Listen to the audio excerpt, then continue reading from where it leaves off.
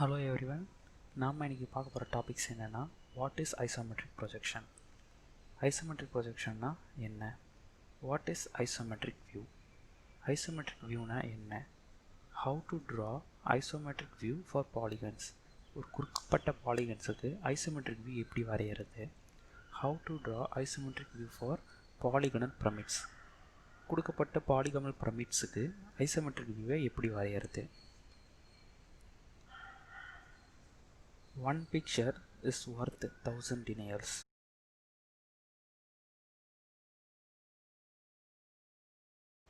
ஆயிரம் வார்த்தையை கொண்டு ஒரு விஷயத்தை நீங்கள் விளக்குறதுக்கு பதில் ஒரு பிக்சரை வச்சு அதான் நீங்கள் சொல்ல வர அனைத்தனையும் அதன் மூலிமா நீங்கள் புரிய வைக்கலாம். அதுதான் இந்த வாக்கியத்தோட அர்த்தம். அதனால தான் drawings remains best media of communication. இது வந்து நாட் ஓன்லி ஃபார் இன்ஜினியர்ஸ், எல்லா ஃபீல்டுக்குமே இது பொருந்தும். அந்த டிராயிங்கில் பார்த்திங்கன்னா பல வகை இருக்குது. அதில் நாம் பார்க்க போகிறது இன்ஜினியரிங் டிராயிங்ஸ். இன்ஜினியரிங் டிராயிங்கில் பில்டிங் ரிலேட்டட் டிராயிங்ஸ் இருக்குது, மிஷின் காம்பனன்ட் டிராயிங்ஸ் இருக்குது. இது ரெண்டுத்தையும் ரெண்டு விதமாக தே வில் ப்ரொஜெக்ட். அதில் முதல் வகை என்னென்னு பார்த்தீங்கன்னா ஆர்த்தோகிராஃபிக் ப்ரொஜெக்ஷன்ஸ். ஆர்த்தோகிராஃபிக் ப்ரொஜெக்ஷன்ஸ்னால் ஆர்த்தோ மீன்ஸ் 90 டிகிரி ஆர்த்தோகோனல். இதில் டிராயிங் வந்து 2Dயாக தான் இருக்கும். உங்களுக்கு drawing will remain in 2D. அது இல்லாமல் இன்னொரு வகை என்னென்னு பார்த்தீங்கன்னா ஐசோமெட்ரிக் ஆர் பெர்ஸ்பெக்டிவ் ப்ரொஜெக்ஷன். இங்கே வந்து டிராயிங் வந்து உங்களுக்கு 3Dயில் இருக்கும்.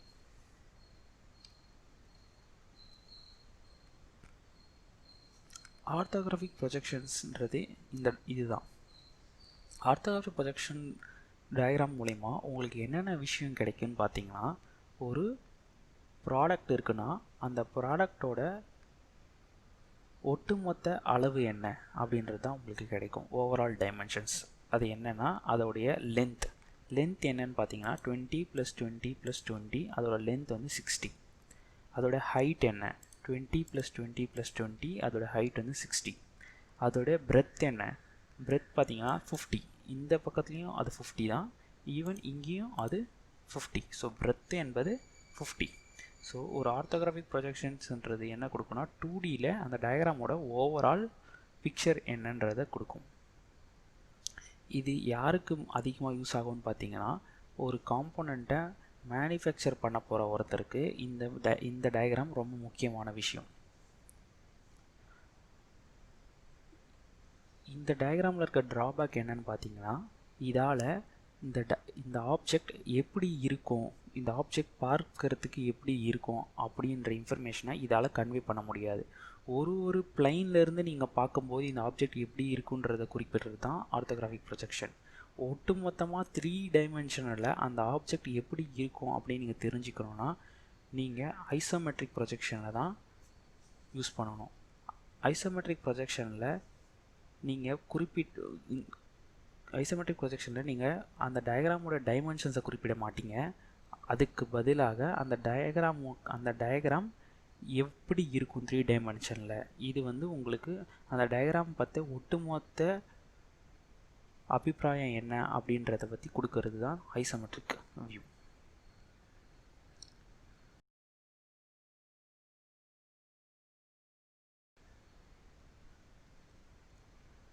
Isometric projection. ஐசோ அப்படின்ற வார்த்தைக்கு என்ன அர்த்தம் பார்த்தீங்கன்னா சேம் ஆங்கிள்.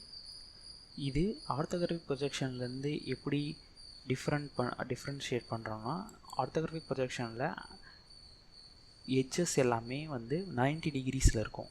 ஆனால் ஐசோமெட்ரிக்கில் பார்த்திங்கன்னா எல்லாமே வந்து 120 டிகிரிஸில் இருக்கும்.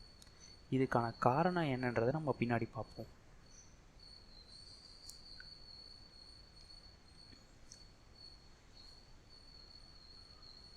ஆர்த்தோகிராஃபிக் ப்ரொஜெக்ஷனில் ஒரு ஆப்ஜெக்ட் இருக்குன்னா அந்த ஆப்ஜெக்டோடைய ப்ரொஜெக்ஷன் என்னன்றதை நம்ம எந்தெந்த பிளைனில் பார்ப்போம்னா, நம்மளுடைய வெர்டிக்கல் பிளைன்லேயும் ஹரிசாண்டல் பிளைன்லேயும் அந்த கொடுக்கப்பட்ட ஆப்ஜெக்டோடைய ப்ரொஜெக்ஷன் எப்படி இருக்குன்றதை பார்ப்போம். ஆனால் ஐசோமெட்ரிக் ப்ரொஜெக்ஷனில் நாம் புது பிளைனில் இந்த ஆப்ஜெக்ட் எப்படி இருக்கும் அப்படின்றத பார்க்க போகிறோம். அந்த பிளைன் தான் இந்த பிஓபி அப்படின்ற பிளைன்.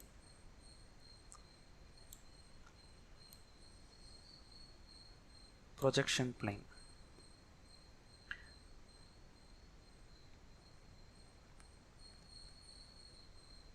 இந்த பிளைனில் கொடுக்கப்பட்ட ஆப்ஜெக்டை நீங்கள் ப்ரொஜெக்ட் பண்ணும்போது அந்த ஆப்ஜெக்ட் உங்களுக்கு எப்படி இருக்குன்னா இந்த மாதிரி தான் இருக்கும். அதாவது இனிஷியலாக ஆக்சிஸ், இங்கே இருக்கிற ஆக்சிஸ் எப்படி இருந்ததோ அதே ஆக்சிஸ் தான் இங்கேயும் இருக்கும். ஆனால் ஆர்த்தோகனல் ப்ரொஜெக்ஷனாக இருக்கும்போது அந்த ஆக்சிஸ் எல்லாமே 90 டிகிரி டிஃப்ரென்ஸில் இருக்கும்.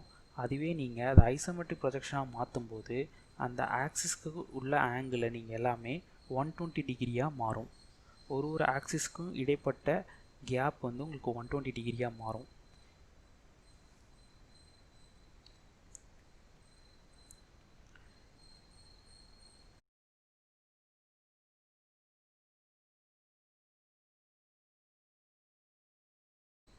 கொடுக்கப்பட்ட வேல்யூ வந்து 40 இருந்திருக்கு. ஆனால் அதே வேல்யூ நீங்கள் ஐசோமெட்ரிக் ப்ரொஜெக்ஷனில் ப்ரொஜெக்ட் பண்ணும்பொழுது அது உங்களுக்கு வந்து ஷ்ரிங்க் ஆகும், அதாவது கான்ட்ராக்ட் ஆகும்.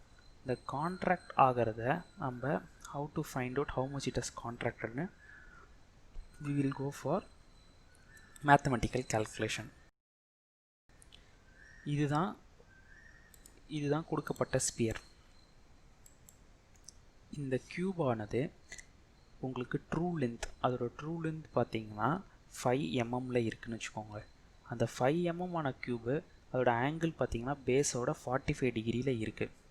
இப்போ நீங்கள் இதை ஐசோமெட்ரிக் ப்ரொஜெக்ஷனில் ப்ரொஜெக்ட் பண்ணணும்னா இந்த லென்த்து 45 டிகிரியாக இருக்கிறது உங்களுக்கு வந்து 30 டிகிரியாக மாறும்.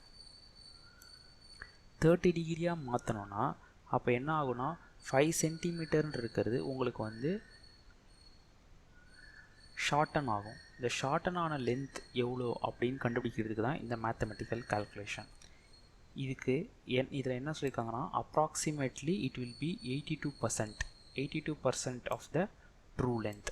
அதாவது ட்ரூ லென்த் உடைய 82% தான் உங்களுக்கு ஐசோமெட்ரிக் லென்த் கிடைக்கும். அதோட காரணம் என்னென்னா இப்போ இந்த ஆப்ஜெக்ட் வந்து இனிஷியலாக ட்ரூ லென்த் என்பது இந்த லைன். இப்போ இந்த லைன் என்ன ஆகுதுன்னா இது ரொட்டேட் ஆகிட்டு 30 டிகிரியாக மாறும் பொழுது இனிஷியலாக இருந்த 5 சென்டிமீட்டரை நம்ம இங்கே ப்ரொஜெக்ட் பண்ணோம்னா அது உங்களுக்கு ஷார்டன் ஆகும்.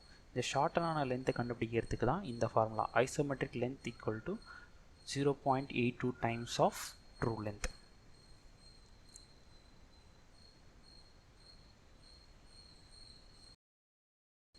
ஒரு தடவையும் நீங்கள் இந்த ப்ராப்ளத்தை சால்வ் பண்ணும்போது இந்த ஐசோமெட்ரிக் லென்த்தை கால்குலேட் பண்ணி நீங்கள் சால்வ் பண்ணுறது ரொம்ப கஷ்டமான டாஸ்க்.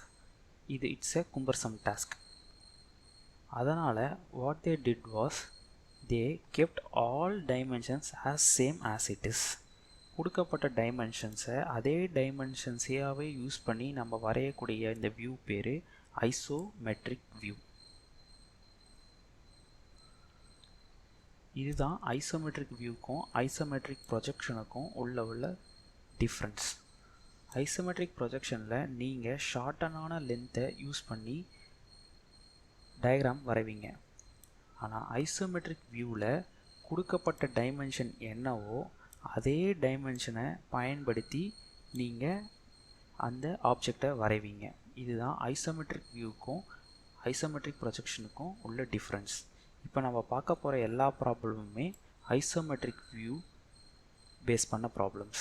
அதனால் நீங்கள் எந்த கால்குலேஷனும் பண்ண தேவையில்ல. கொடுக்கப்பட்ட டைமென்ஷனை அப்படியே நீங்கள் யூஸ் பண்ணி அந்த ஆப்ஜெக்டை ஐசோமெட்ரிக் வியூவில் ப்ரொஜெக்ட் பண்ணலாம்.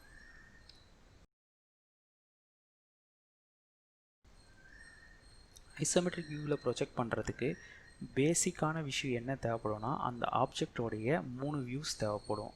அந்த 3 வியூஸ் இருந்தால் தான் உங்களால் அந்த ஆப்ஜெக்டை 3 டைமென்ஷனில் கன்ஸ்ட்ரக்ட் பண்ண முடியும். அது எந்த 3 வியூவாகவும் இருக்கலாம். Front view, top view, right hand side view இந்த ஆப்ஜெக்டில் கொடுக்கப்பட்டிருக்கு. இந்த வியூவை பயன்படுத்தி நீங்கள் ஃப்ரண்ட் வியூவிலேருந்து ஆப்ஜெக்டோட லென்த் என்னன்றதை கண்டுபிடிக்கலாம், டாப் வியூவிலேருந்து ஆப்ஜெக்டோட பிரெத் என்னன்னு கண்டுபிடிக்கலாம், ரைட் ஹேண்ட் சைடு வியூவிலேருந்து ஆப்ஜெக்டோட ஹைட் என்னன்னு கண்டுபிடிக்கலாம். இது மூணுத்தையும் பயன்படுத்தி நீங்கள் அந்த ஆப்ஜெக்டை இங்கே ஐசோமெட்ரிக் வியூ கிரியேட் பண்ணலாம். இப்போ ஐசோமெட்ரிக் வியூ ஃபார் பாலிகன் எப்படி கிரியேட் பண்ணுறதுன்னு பார்ப்போம். இதுதான் கொடுக்கப்பட்ட ஒரு பாலிகன். இந்த பாலிகனோட நேம் என்னன்னா ட்ரையாங்கிள். இப்போ நம்ம யூஸ் பண்ண போகிற மெத்தட் பேர் பாக்ஸ் மெத்தட். பாக்ஸ் மெத்தடில் என்ன பண்ணணும்னா, இந்த பாலிகனுடைய எல்லா எட்ஜஸையும் கவர் பண்ணுற மாதிரி ஒரு ரெக்டாங்கிள் வரையணும். அந்த எட்ஜஸ் அந்த ரெக்டாங்கிளில் எங்கெங்கே இருக்குன்றத பாயிண்ட்ஸை ஐடென்டிஃபை பண்ணணும். அதுக்கப்புறம் நம்ம என்ன பண்ணணும், நம்ம we are creating a isometric பிளேனை கிரியேட் பண்ணுறோம். இந்த ஐசோமெட்ரிக் பிளேனில் ஏற்கனவே வரைஞ்ச ரெக்டாங்கிளோட டைமென்ஷன்ஸை பயன்படுத்தி அதே ரெக்டாங்கிளை இங்கே ஐசோமெட்ரிக் வியூவில் வரைகிறோம். வரைஞ்சி முடித்ததுக்கப்புறம் இந்த கொடுக்கப்பட்ட பாலிகனுடைய எட்ஜஸ் எங்கெங்கே இருக்கோ அந்த பாயிண்ட்ஸை அந்த ரெக்டாங்கிளில் நம்ம பிளாட் பண்ணுறோம். பிளாட் பண்ணதுக்கப்புறம் அந்த எல்லா பாயிண்ட்ஸையும் நம்ம இன்டர் கனெக்ட் பண்ணுறோம். இன்டர் கனெக்ட் பண்ணும் பொழுது நம்ம இந்த பாலிகனுக்கான ஐசோமெட்ரிக் வியூவை இங்கே கிரியேட் பண்ணியிருக்கோம்.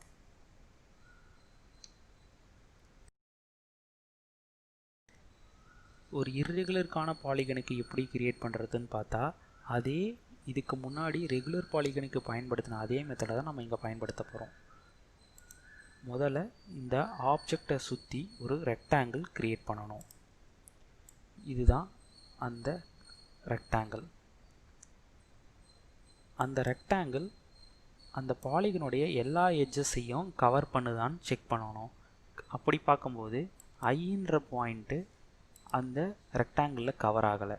அதனால் புதுசாக ஒரு ரெக்டாங்கிள் கிரியேட் பண்ணுறோம். கிரியேட் பண்ண பிறகு இப்போ ஐசோமெட்ரிக் பிளேனில் நம்ம அதே ரெக்டாங்கிளை திருப்பியும் பிளாட் பண்ணுறோம்.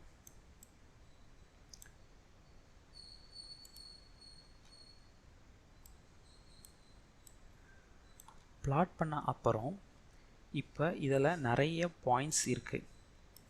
இந்த பாயிண்ட்ஸை எல்லாத்தையும் ஐடென்டிஃபை பண்ணி அங்கே திருப்பி நம்ம பிளாட் பண்ண போகிறோம். இப்போ ஐன்ற பாயிண்ட் இங்கே இருக்குது. ஐன்ற பாயிண்ட் டின்ற ரெக்டாங்கிளோடைய எட்ஜில் இருந்து எவ்வளவு தூரம் தள்ளி இருக்கோ அதே அளவு இங்கே டின்ற பாயிண்ட்லேருந்து இதை நம்ம பிளாட் பண்ணுறோம். நெக்ஸ்ட்டு ஏலேருந்து எவ்வளோ தூரம் தள்ளி இருக்குன்றதை எஃப்ஐ இங்கே பிளாட் பண்ணுறோம். அதே போல் ஜியும் பியிலேருந்து எவ்வளோ தூரம் தள்ளி இருக்குன்றதை வச்சு ஜியை பிளாட் பண்ணுறோம். அடுத்தது ஹெச் பியிலேருந்து எவ்வளோ தூரம் தள்ளி இருக்குன்றதை வச்சு ஹெச்சை பிளாட் பண்ணுறோம். நெக்ஸ்ட் ஜே டியிலேருந்து எவ்வளோ தூரம் தள்ளி இருக்குன்றதை வச்சு நம்ம ஜே பிளாட் பண்ண போகிறோம். கடைசியாக ஐ பிளாட் பண்ணுறதுக்கு இந்த சின்ன ரெக்டாங்கிள் உங்களுக்கு யூஸ்ஃபுல்லாக இருக்கும். ஸோ இதிலிருந்து ரெகுலர் அண்ட் இர்ரெகுலர் பாலிகனை எப்படி ஐசோமெட்ரிக் வியூ கிரியேட் பண்ணுறதுன்னு நம்ம பார்த்தோம். Next we will see examples. இப்போ எக்ஸாம்பிள்ஸ் பார்த்தீங்கன்னா இது கொடுக்கப்பட்ட ஒரு ரெக்டாங்கிள். இந்த ரெக்டாங்கிளை ஃப்ரண்ட் வியூவில் ஐசோமெட்ரிக் வியூ எப்படி இருக்கும், டாப் வியூவில் ஐசோமெட்ரிக் வியூ எப்படி இருக்குன்றதை கிரியேட் பண்ணியிருக்காங்க. அதே போல் ட்ரையாங்கிளுக்கான isometric front view, isometric top view, பென்டகனுக்கான isometric front view, isometric top view.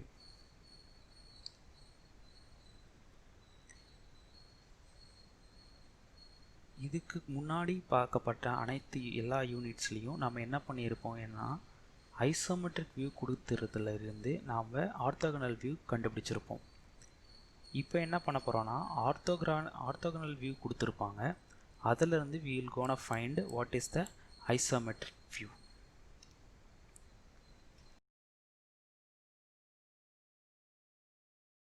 இந்த ப்ராப்ளம் என்னென்னா ஒரு ஸ்கொயர் பிரமிடை அதோட ஐசோமெட்ரிக் வியூ ஜென்ரேட் பண்ண போகிறோம். ஃபஸ்ட்டு ஸ்டெப் என்ன, we will create box around all the shapes. இப்போ இப்போ எல்லா எட்ஜஸையும் கவர் பண்ணுற மாதிரி we have created a box. Next we have to plot the box on the isometric plane. plot பண்ணியாச்சு. இப்போ பேஸு ரெட் கலர், ஸோ அதே red கலரை இங்கே யூஸ் பண்ணியிருக்கோம். ஹைட்டு எல்லோ, அந்த எல்லோ இங்கே யூஸ் பண்ணியிருக்கோம். இப்போ பேஸ் கிடச்சிருச்சு, உங்களுக்கு ஹைட்டும் கிடச்சிருச்சு. நெக்ஸ்ட்டு இந்த டாப் பிளைன் பார்த்தீங்கன்னா இது ஒரு ஸ்கொயர். இந்த பிளைனை பிளாட் பண்ணுறதுக்கு we have a small square.